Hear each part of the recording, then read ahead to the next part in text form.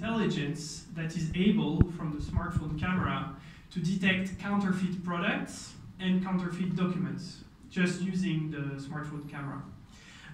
It's pure science fiction, so you really have to see it to believe it. Feel free to come to me after the pitch. I'll show you. It's magical.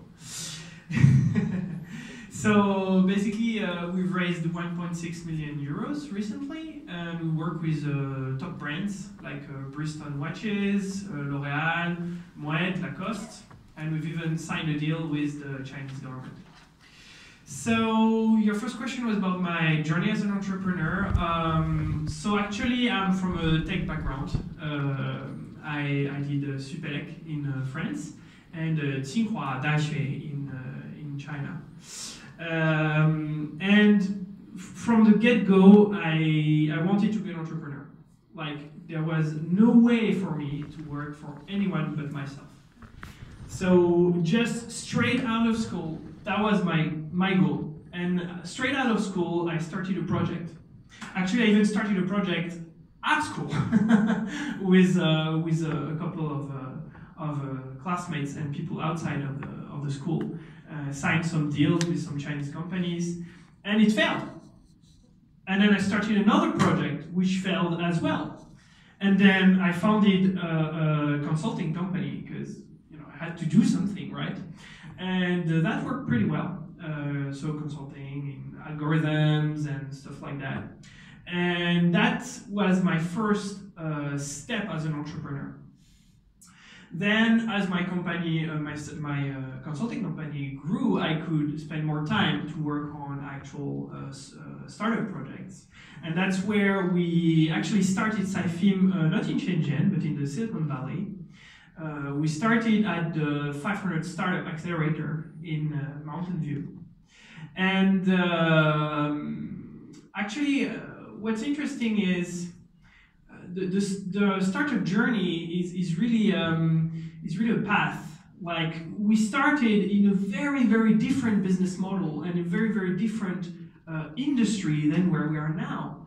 Like, we started working on anti-counterfeit technology for diplomas. Even the tech itself was very different than what it is right now. But our initial target was, okay, let's go to Silicon Valley and let's work on diplomas. Let's find a technology to make sure you cannot have counterfeit diplomas. And for a lot of reasons, that was a crappy idea. And in fact, that's really how the entrepreneur journey starts. You are not in the right market, you don't have the right technology, and you learn from the market. You learn from your customers. You learn, okay, maybe we do not have a great unfair advantage in diplomas. Or maybe the technology, the diploma is not such a big market. And in fact, what's really interesting is, in our case, the real revelation came from an accident. Well, no, I'm free to talk about it because everything's fine, but at the time we were really scared.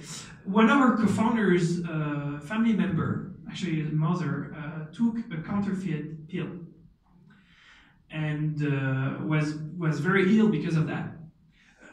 I'm okay to talk about it now because she's fine and there is no sequel, so that's okay. But at the time we were really scared, and for a good reason. And that's where we decided, okay, if we have to spend the next 10 years of our life, because that's what we're talking about here, fighting against something, then let's fight against something that matters, right? So that's why we decided, okay, counterfeit diploma is bad, but it's not that problematic. So, all right, we will fight against counterfeit products. And we have to be at the heart, where we have to be close to where it happens. So that's why we decided to move to France, to be close to the brands, and China, to be close to Chinese brands, and the consumer that suffer the most from counterfeits. And from this point, we also had to evolve the technology. From a character recognition technology, we moved to paper microstructure recognition, and then to the current product that we have, which is ink recognition. So that's pretty much how it happened, and we met a lot of people along the way that helped us a lot. In particular, I really want to which is here today, which was our strongest support in China and one of our very first investors that helped us a lot and benevolently at first. So yeah, that's kind of my journey. Then in terms of accelerators, yeah, we did a lot. We did 500 startups in the Silicon Valley. We did Station F, of course, in France. We did Lafayette Plug and Play. We did Microsoft accelerators. I think accelerators have a great role to play in the entrepreneur ecosystem, but it's not the role that you might think. So people go to an accelerator like 500 startup and they think, oh, they will find investors for me and then I will find money. That's not how it works at all. An accelerator is great first to teach you the basics, because there are basics to the entrepreneur job. Like, for example, if you're a CEO, when you create your team, how many equity should everybody have? Like, I'm more experienced than him, and blah, blah, who should have how many percent? And how do we split the equity? Then how do we, what kind of vesting will we put in place? What is vesting to begin with? I mean, I'm an engineer. You asked me what deep learning is. I can speak about it for hours, but talk to me about vesting, I had no idea. So this is the kind of basics that you don't learn at school, or maybe at your school, not at my school, and you need to hear from other entrepreneurs, from people who made it, who tell you that's how it works, and you will believe them because they made it. So that's the only way to learn the basics is to go to an accelerator. But then once you've done one accelerator, you already know the basics. You don't need to do 2 or 3 or 5. So another great value of accelerators is to actually help you to be day-to-day with other entrepreneurs. Because one thing we don't realize is, as a CEO, your colleagues are not CEOs. For sure. Your colleagues might be your CTO, might be your employees, but you do not meet other CEOs that often. And entrepreneurs, they're all very isolated. So accelerators, it's a great place to meet other CEOs, other startup founders that know the challenges you're facing and that can help you. And also help you not feel alone. So that's kind of it about my experience. Happy to answer any question about that. You had a question about the difference between San Francisco, France, and China. So from my perspective, China and San Francisco have in common a lot of things.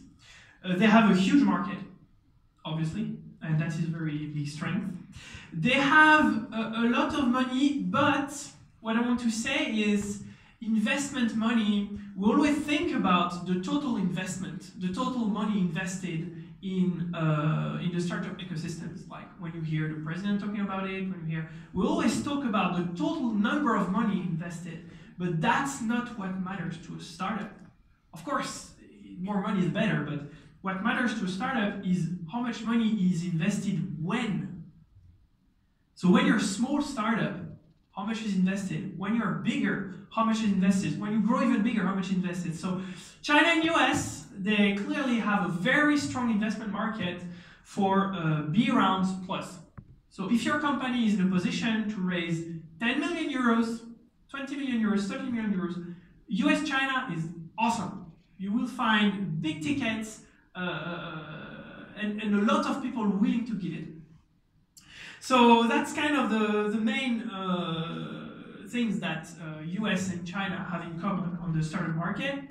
Also, I would say the differences is in the US there is like Romain said, it's an old place for startups. So there are great infrastructures.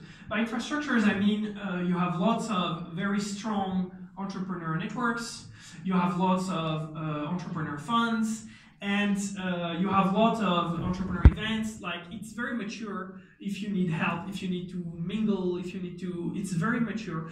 China is less mature in this regard, Europe as well, but this only comes with the age, the second generation the third generation. And the government is helping a lot to build these infrastructures in China and Europe. What I saw too is that, in fact, China is really fast, like even faster than the US in my point of view. Chinese companies, they're afraid of nothing. To adopt a new technology, okay, it looks cool, okay, let's go. And this is really good for entrepreneurship. So now, if we compare to France and Europe, I think we do have a lot of talents in France. In fact, in the Silicon Valley, French programmers are well known. Like, you would be surprised as to how many CTOs of big companies, like Evernote, for example, are French. And the French community is the biggest in the Silicon Valley, which says a lot. The biggest community by far, by far.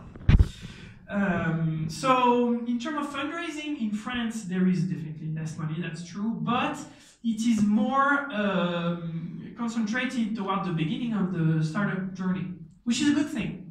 Which is a good thing. So if you want to raise A round, for example, so A round is when your company is ready to raise €1 million, €2 million, €3 million, France is a good place. Like, a bit less money than China and US, but not that much less. So it's competitively good, and for the seed funding, in fact, France is a very good place, and very comparable to, from my point of view, to China and the US. And in fact, we raised our seed money in France. We had the choice. US, China, France, we raised in France. So it's a proof that we do have that. Now, of course, if you're looking towards more mature startups, Series B, Series C in France is not yet there.